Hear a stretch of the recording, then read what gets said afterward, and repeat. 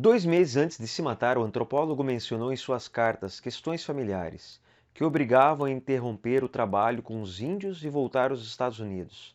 A dona Heloísa, ele escreveu em 5 de junho de 1939: os 2 contos que a senhora mandou podem tornar possível o meu retorno a Nova York pela Bahia e por Belém.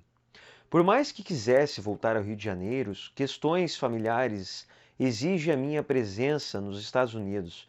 Eu havia mencionado alguma coisa sobre doença familiar, mas também não é isso que me preocupava.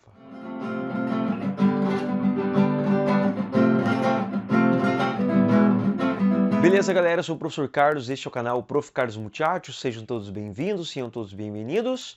Hoje eu vou falar um pouquinho sobre uma obra da literatura brasileira chamada Nove Noites.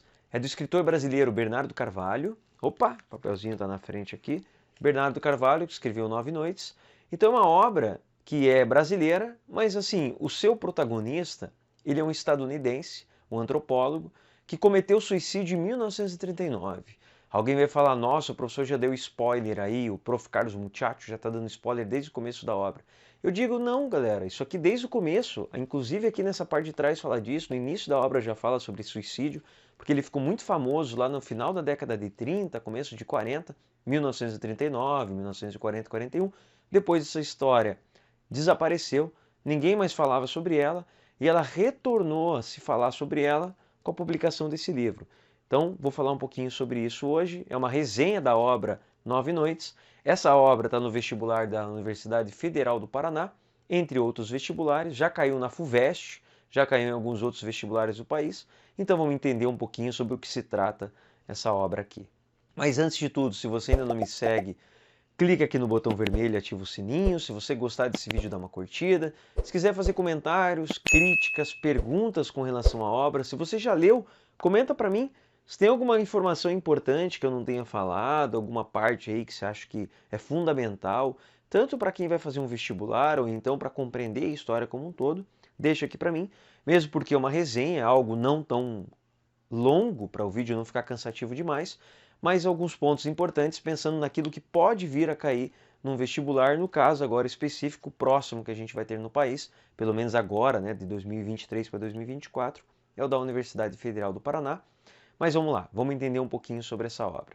Então, a primeira informação importante, assim, ele é um romance, ele é ficcional, sim, apesar dele tratar de questões da realidade, né?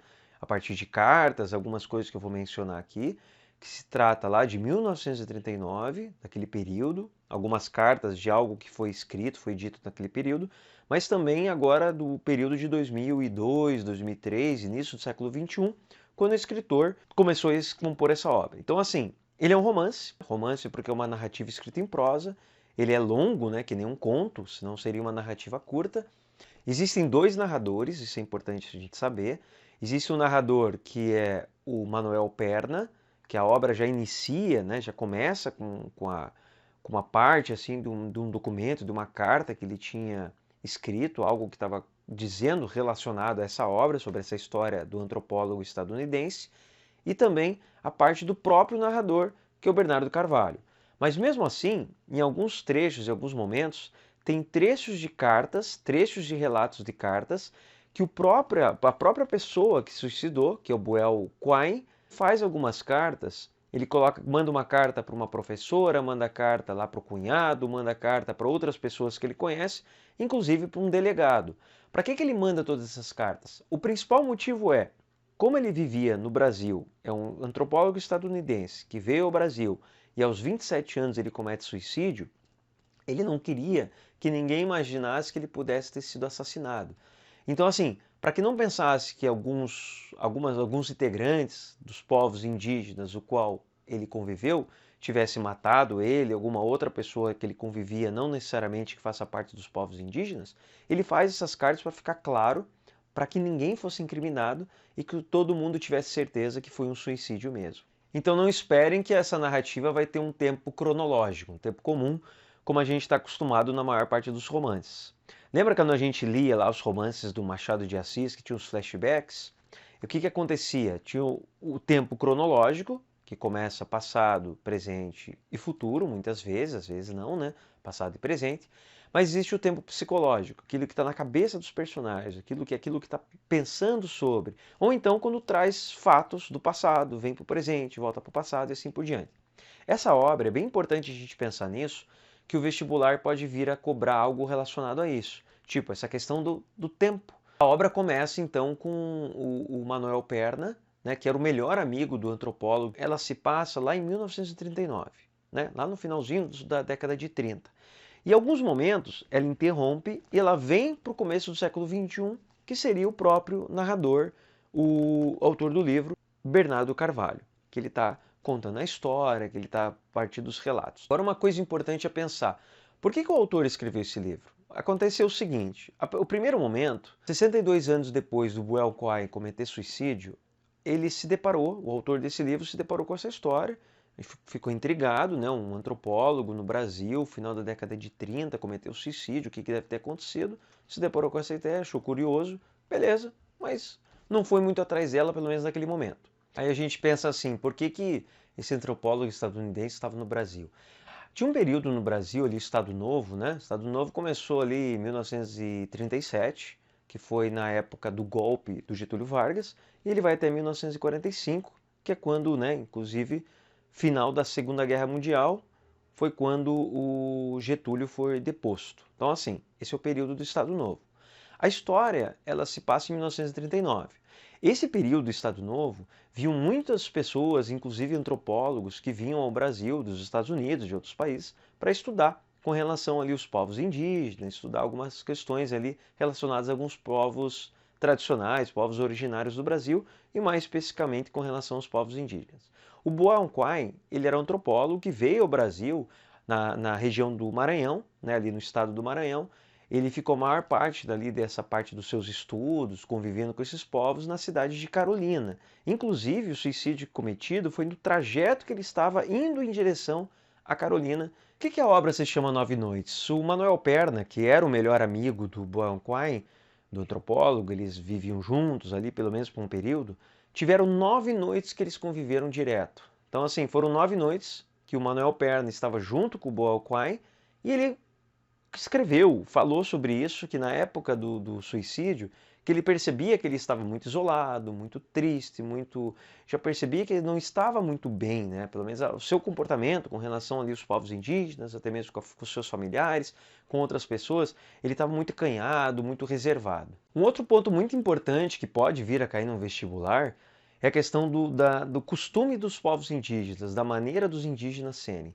Quando a gente pensa naquelas obras lá do José de Alencar, escritores lá, Gonçalves Dias, que é o início do nosso romantismo brasileiro, né? São obras que idealizam o índio, trazem o índio como herói. Quando a gente pensa lá nos filmes hollywoodianos, que tem um herói nacional, né? Aquele cara bonitão, cheirosão, arrumadinho, aquela idealização, a gente sabe que não era daquele jeito. Aqui, na realidade, daquelas obras lá do início do romantismo brasileiro, da primeira geração do romantismo, também idealizava o índio. No caso do Peri, do José de Alencar, ele é um cara forte, bonito, atencioso, educado, gentil. Veja só, a gente sabe, essa idealização é proposital, como um herói nacional. O interessante é que aqui nessa obra, ela é mais realista. Ela não faz essa idealização do índio, mas humaniza, traz tantos pontos positivos quanto pontos negativos. Então tem partes que o índio, tem vários indígenas, né, que eles têm atitudes nobres, como eles têm atitudes que são selvagens.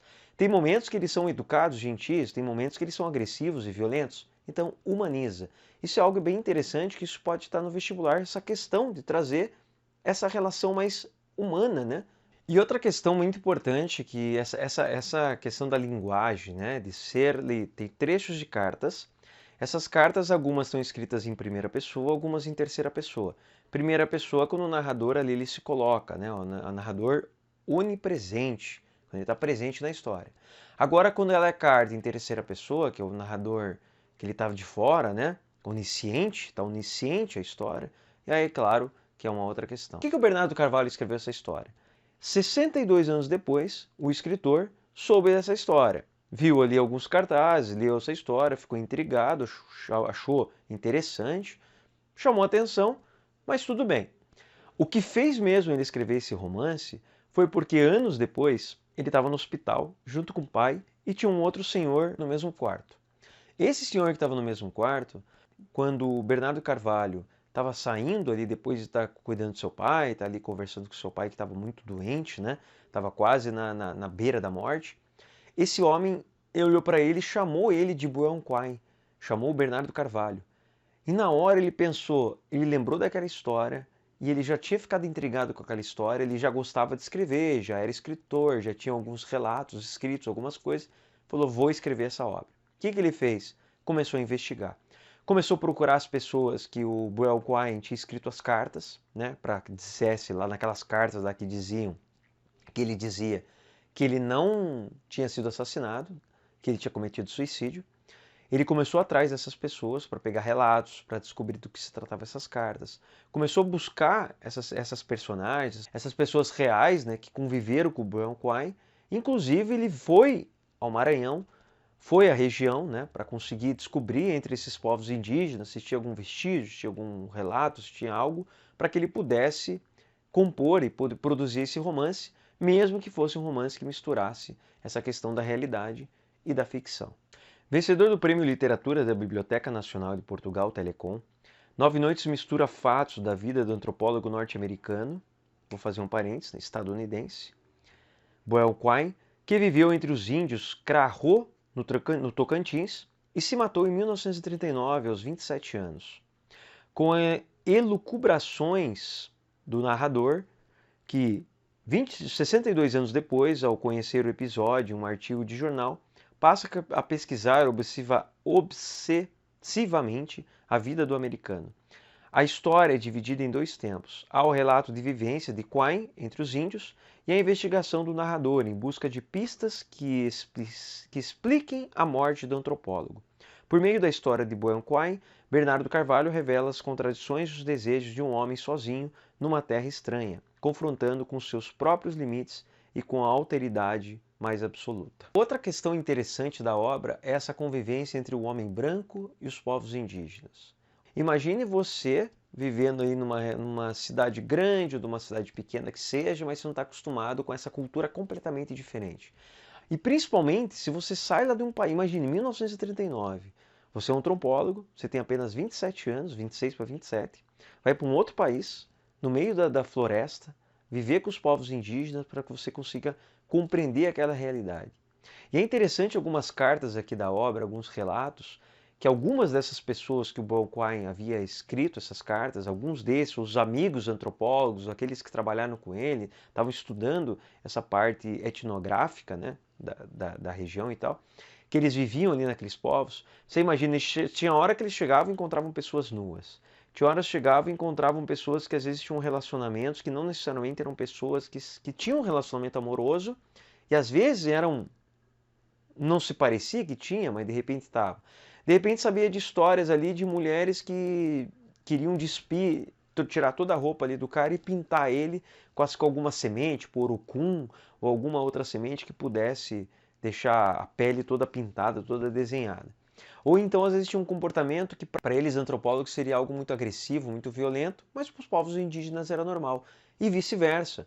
Tanto é que tem trechos que o próprio Manuel Perna relata que ele às vezes ele não queria, alguém queria pintar ele, alguém queria jogar alguma tinta nele, fazer algum desenho, ele participar de algum ritual. E ele não queria.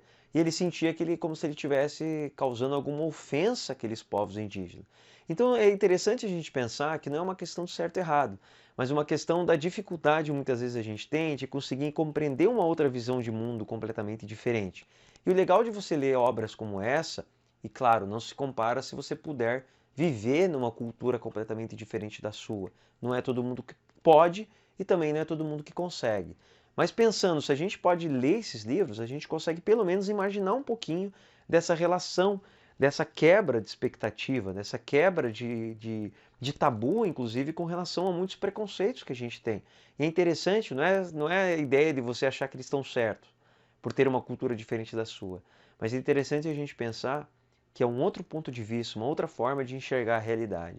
Eu acho isso muito interessante. E é isso aí, galera. Então fica a indicação da leitura, lembrando que nunca um vídeo ele vai substituir a leitura do livro. E eu digo para você, você assistiu esse vídeo, mas ainda não leu o livro? Leia o livro Se você quiser, você assiste o vídeo de novo, né? É interessante a gente pensar também, se a gente lê um livro, buscar outros pontos de vista. Às vezes você pode encontrar resenhas muito completas na internet, ou até mesmo os vídeos, né? Assim como eu fiz agora. Você encontra muito material bacana aí na internet sobre essas obras. E é legal, você que vai fazer vestibular, é bom você ler o livro, pensar sobre ele, procurar questões relacionadas, assistir vídeos, ler resenhas, para que você tenha uma visão ampla. Porque quando a gente lê, a gente tem algumas interpretações e a gente não consegue ver tudo, encontrar tudo, né? A gente não consegue perceber todos esses pontos, beleza? Se você ainda não me segue, clica aqui no botão vermelho, se você quiser, claro, ativa o sininho, deixa aqui nos comentários, faça perguntas, faça sugestões para outro vídeo para que eu faça, e aqui na descrição eu vou deixar para vocês me seguirem lá nas outras redes sociais, beleza? Um abração, até mais, tchau, tchau.